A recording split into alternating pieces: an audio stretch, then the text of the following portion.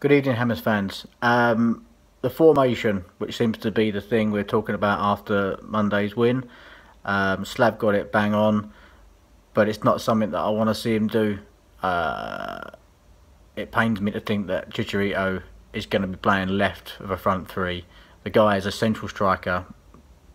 Don't really need to go into details about that one. He has to be on the shoulder through the middle. So does Carroll. Two completely different strikers, and yet centrally is exactly where they are at their best. So a 4-5-1 stroke 4-4-2 is the only way you're going to do that. Goalkeeping defence can choose itself after Monday. On the left, Arnautovic. On the right, Antonio. In the middle, Obiang with Lanzini. The only way you get it Lanzini, Chicharito and Carroll, the players we want to see in that team, is to play. We are vulnerable, I understand that, when it comes to defensively without having Koyate being in that mix, but I personally believe that that formation helps Antonio not having to track back in like a wing back position, which we all hated. It's not stops Arnie from having to track back, because let's face it, he hasn't done it for Stoke, he ain't going to start doing it for us. Lanzini's always a little bit better in a deep position, I think, rather than just a typical number 10. Get him on the ball as much as possible. Chicharito can just run his arse off, which sounds like he does anyway in training, and you can see he's got full of energy. Put him in that number 10 role when needed. Carroll, well, what did we saw the other night? Just let him do that.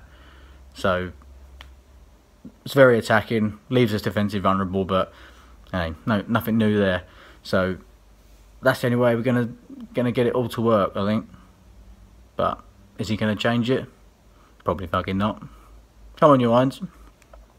Hi guys, it's Tom. Just wanted to talk a little bit about formations and systems. So Huddersfield the other night, absolutely fantastic result, wasn't it? It was exactly what we needed. It was what Slav needed, and couldn't be more chuffed about that, to be honest with you. It was absolutely fantastic. Going into the match, we lined up with 3 at the back, which shocked me, I'm going to be honest. But what shocked me even more was to see Zabaleta lining up as a wing back. I was completely shocked. But how wrong was I? I was completely wrong. I hold my hands up. That man was immense. The energy and work rate that he showed and the pressing he was doing was unreal. Absolutely fantastic. What a top bloke and a top professional. And he's fast becoming a bit of a favourite of mine, I've got to admit. So, the 3 at the back. I do have my concerns about playing 3 at the back, and it has worked for us, and I know it's worked for us a lot in the past, but I do think you can be got at in wide areas when those wing backs press on. But it didn't really happen the other night, and I didn't think Huddersfield really exploited that, which we're not going to complain about, are we? So, but West Brom, on the other hand, coming up on Saturday, I would have my concerns using that system, and the reason being that's where I think West Brom is strongest, in the wide areas. At fullback, they've got Neon, who I really wanted us to sign when he was at Watford. I think is a top-class player. They've got Gibbs, who they've brought in. Funnily enough, on Saturday they played Neon on the left, which was very strange, and Dawson on the right, which is even weirder. But anyway, that's what they did. I'm not sure if they'll do that again. And Gibbs was on the bench. But anyway, if it's Gibbs and Neon, you've got 2 very good fullbacks at going forward. And then you've got the lad from PSG on the wing. I'm not going to try and pronounce his name because I'll get it totally wrong. And then you've got Matt Phillips, who's a very dangerous, tricky winger with a bit of pace about him. So they've got all that talent in the wide areas. At the weekend, they also played Rondon and Rodriguez together. And Rodriguez, he can peel off into those wide areas also. So I just don't want to leave us exposed in those areas. That's where my concern would be. Because they've got Rondon in the middle. So if they get down the wings and they've got quality, they deliver the ball with quality as well. You've got Rondon in the middle, who on his day is an absolute beast. So I would have concerns about that, to be honest with you. I think he is still going to stick to that 3 at the back. I wouldn't blame him at all. I'm just saying my thoughts on it, but I would not blame Slav. Perhaps you shouldn't change a winning formula. Anyway, we'll switch to what I would go with then.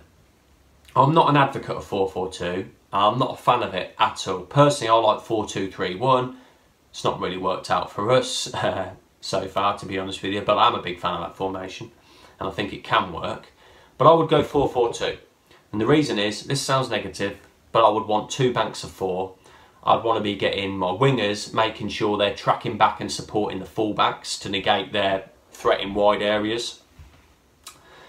And then also it enables us to play Chicharito and Carroll with one another, which I think could be very dangerous. So that's what I'm going with. So I'd go with Hart in goal, Creswell on the left, Zabaleta, Reed in the middle with Font, who I thought played extremely well against Huddersfield. I thought we brought it out from the back beautifully.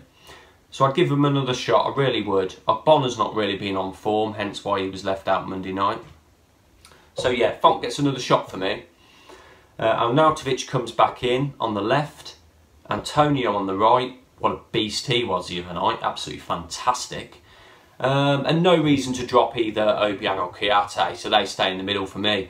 And then, like I say, we get Hernandez and Carroll up front. And hopefully we can go there and get a result. I do think they're a dangerous team, especially at home. They lost to Brighton, didn't they, away from home on Saturday, 3-1.